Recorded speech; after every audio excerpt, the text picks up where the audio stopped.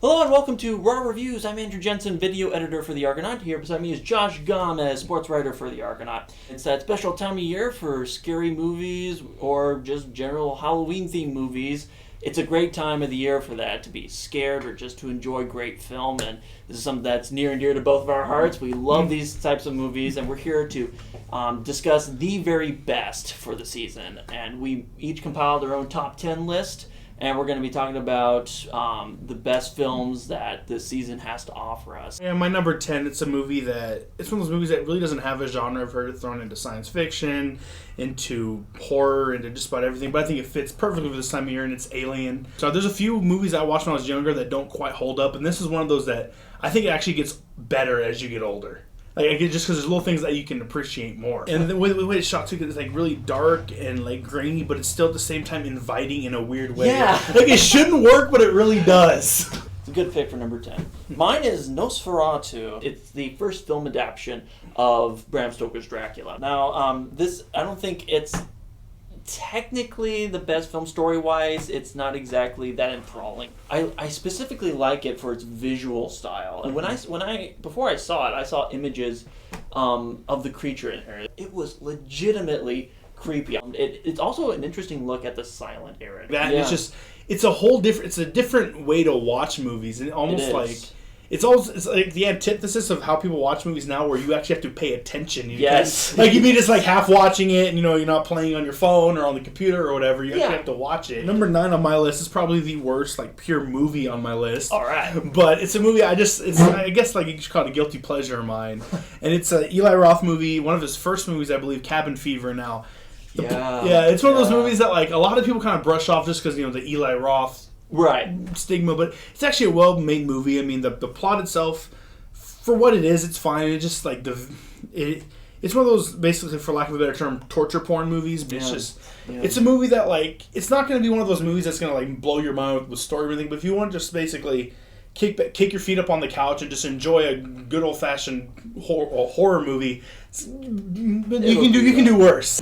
Well, my number 9 pick is sort of the opposite of that, with more focus on story than gore, but it's called Oculus, and I have a hard time putting new films on any list, but when I saw this movie, I was really kind of shocked by it. As the story follows two siblings that they went through a very traumatic incident when they were children, and their father ended up shooting their mother and essentially committed suicide after that, and they came back years later thinking in their minds that it was because of this mirror, this ancient mirror that was haunting their house.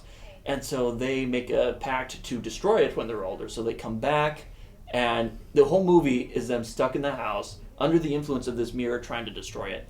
It is quite the twisted movie. It throws you for loops. It's all about the kind of the madness, the insanity that ensues afterwards. So this movie was a wonderfully refreshing horror movie in a time where we don't really have that many good horror movies. Yeah, my number 8, it's another older horror film. It seems, and this is just it's another one from the 70s, 80s, when that was just, I think, one of the golden eras of horror. Yes. And it was Rosemary's Baby. There's a few things that kind of remind me of The Omen in a way. Yeah. But it's just the way it's one of those movies too that the plot seems kind of hokey, just reading in a vacuum, but you have to watch it, and it's actually really well done. I love the visual style of it. Unlike other horror movies, this one probably holds up just as well as it did when it first came out, and it's really something that, if you're into horror, or even if not necessarily even into horror movies, it's just a great movie overall. That leads me into mine. You talked about The Omen,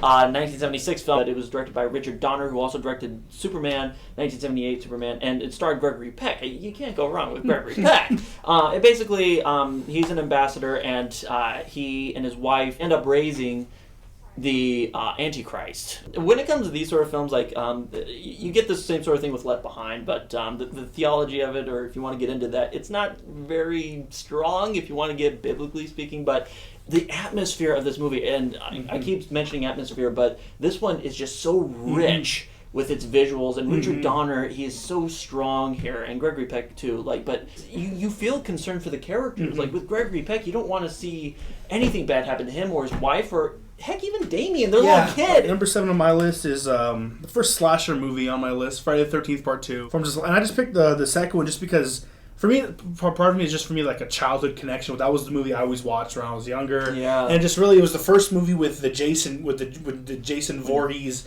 actually playing the killer. My 7th pick is I'm going to kids movie now, and it's The Legend of Sleepy Hollow, the Disney cartoon. Yeah. This is something that I remember watching as a kid, and it seeing the Headless Horseman for the first time.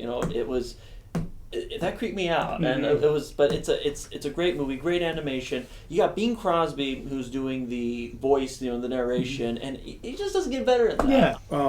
For number 6, I actually have the original Nightmare on Elm Street movie. There you go. It's another one of those movies it's a classic. I mean, again too, it was in that 70s to 80s range where I think was really the golden age of horror, and especially for slashers. Yeah. And especially because unlike Jason Voorhees, Michael Myers, Freddy Krueger, he was like a serial killer with a character. There's points he'd be killing somebody, he would just have some wisecrack that you couldn't help but feel for the guy in a sense, and just no kidding. It was just really added a different dynamic to the horror movie, slasher movie villain. Yeah. Well, and it was clever with that too, not only with the character but also with the premise. I mean, the idea that being killed in your dreams is that's terrifying. And usually when you're asleep is when you're at peace and you're entirely safe. Nope. You got Freddy Krueger. My number 6 is probably one of the bloodier picks on mine, but it's The Pit and the Pendulum, and it stars Vincent Price. It was directed by Roger Corman, and I think this movie is probably the best Roger Corman movie I ever saw. A lot of his stuff tends to be very campy. This one shied away from that. It was actually legitimately interesting and creepy at times. It has great atmosphere. That was one of those films that actually got terrorizing at me, and it was kind of an inspirational film after that, but it was just so well done, though, and there was such care to story, and you find yourself caring for the characters, and that's not something I find often in Roger Corman movies. I don't really care that often. All right, number 5 for me. This is it's a 1958 film. It's the original version of The Fly.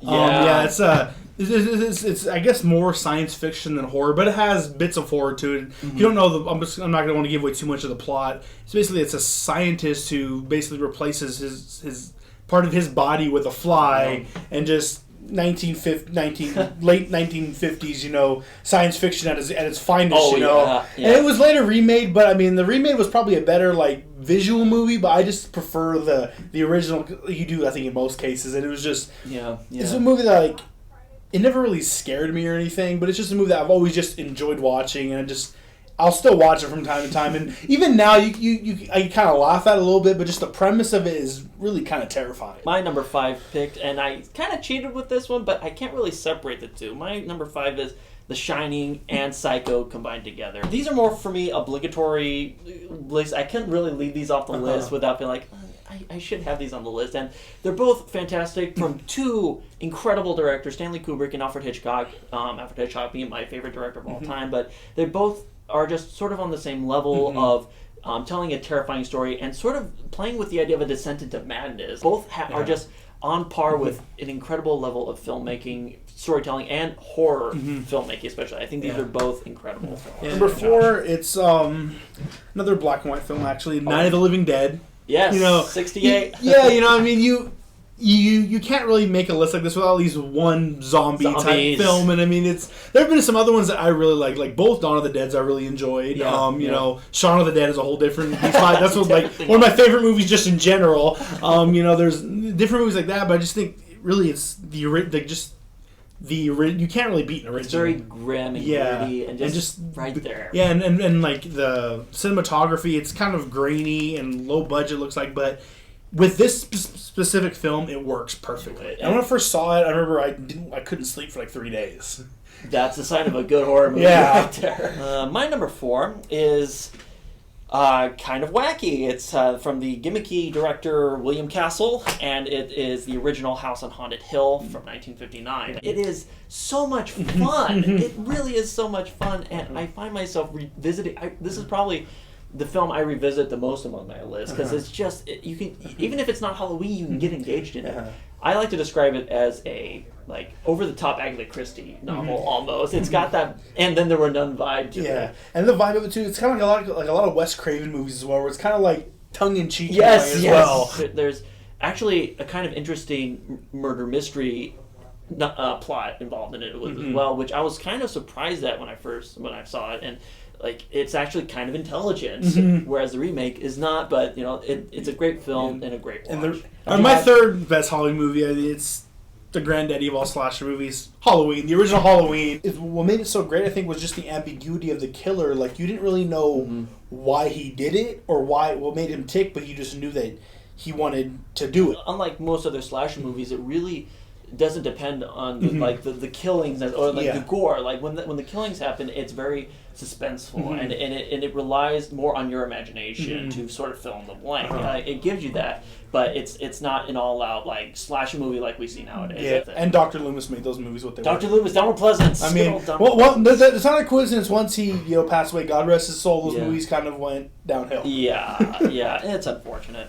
Well, my number 3 is probably something you wouldn't think of at all in Halloween, but it's the film Martin Luther. It's not a very well-known film, I don't think. It stars Neil McGinnis, and it was the biography of Martin Luther. And the reason I picked this around Halloween is because October 31st is such an important date for the Reformation. Like that was the pivotal day for when he knocks the 95, gets the 95 Theses up on the door, and it's pivotal for the movie. It's a pivotal moment for the movie, and it's pivotal for just history in general. Yeah, because that changed the way Christianity operated. It changed the way the world operated too. Now you have denominations, and you don't longer have a unified Christian rule. Holy Roman Empire pretty much disintegrates, and it's really kind of a fascinating tale, and it's really surprisingly well acted. I mean, I recently watched it again. I was like, I don't know if it was as well acted as I remembered it. And Neil McGinnis, who plays Luther, he brings such power to the role. It makes the film worth watching, even if you don't like the religiosity of it or anything. It is a fascinating study of this man and just like who he was, how he ticked, and why he did what he did. All right, my number 2 we kind of touched on a little bit was The Shining. Yes. It's one of those movies. There's very few things from movies, especially for movies I've seen a million times, that still kind of freak me out, make me jump. No kidding. But that scene where the little boys come around the corner and the 2 little girls. I'm 7 years old. It doesn't matter how old I am. I'm gonna be 7 years old every time that scene happens, and it's. Oh my God. I guess it technically classifies as a horror movie, but it's not even. You don't have to be a horror movie fan to enjoy it. It's just a good movie in general. My number 2 is Coraline, and It's a kids movie, but very scary kids movie. When I saw this film, I didn't see it until a year ago. It took me by surprise. It's directed by Henry Selick, the man who directed Nightmare Before Christmas, and it's stop motion animated film.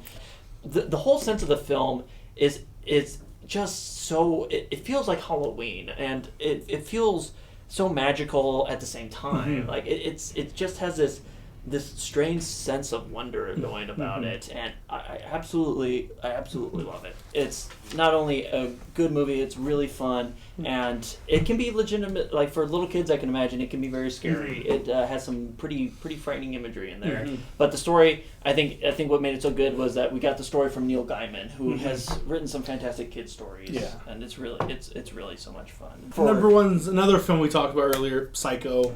Obligatory at this point. I mean. Yeah, but it's so good. Yeah, so it's like you I have not met a single person that has a negative thing to say about the original version. What do you think is the best part about Psycho that makes it a classic? I think honestly, more than anything, is that it is I think the Norman Bates character itself. Like it's just like it's kind of so much just like he could be anyone and it was just like normally with a lot of these other horror movies like that we've both mentioned, like Michael Myers, things like when you see them, you think that they're demented, and I think that's just like if you see like you could have seen conceivably seen just Norman Bates walking down the street and not think a thing. It was just more once you got to know the character more and started peeling back those layers of the onion is when you kind of realize that sometimes looks can be deceiving. Yes, and it really does play with your expectations too. Like he looks like any normal guy, and that's always the scariest. Could be anybody. My number 1 pick is the original Haunting, 1963 film, and it was directed by Robert Wise, who also directed Sound of Music, West Side Story. just expertly done. There doesn't need to be any ghosts in there. There doesn't need to be any CGI, anything. It's very much a psychological story, and you don't know whether or not the house really is haunted. It's mostly focusing on it could be haunted, but you don't know how much of that is the character's like its own psychosis. A beautifully filmed movie. Some of the dialogue's a bit clunky, but it's just a fantastic story. So, The Haunting for the win on that.